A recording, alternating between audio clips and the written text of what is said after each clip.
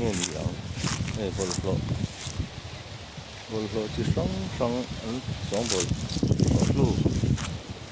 à đi lấy cha ta làm phong lệ phong về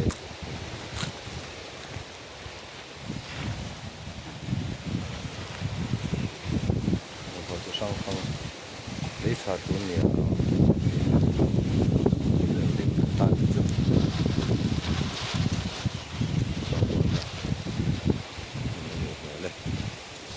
lấy cha ăn xiêm tất tần nhị về tất lại so lại ăn xiêm đó so lên đó nhỉ còn sống bol nè mình quý hay tất là gì plastic không chè nổi này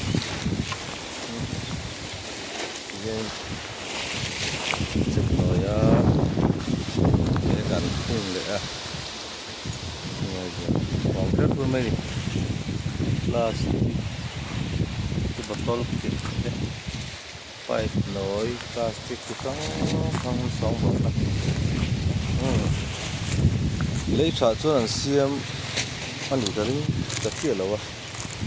giờ nín plastic khá gió và anh sửa lên này này plastic khá gió và anh sửa lên nhá và hiện nay anh mix na còn nhiều ông ta cái này plastic xiêm na plastic sống bỏ na hồn anh hi chuanin he ta ti noi sa hi company lian zoka hut chau turin an pek ani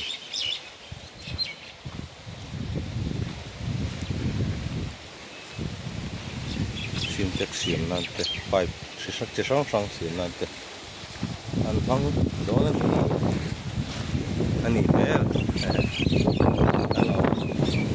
hello hello em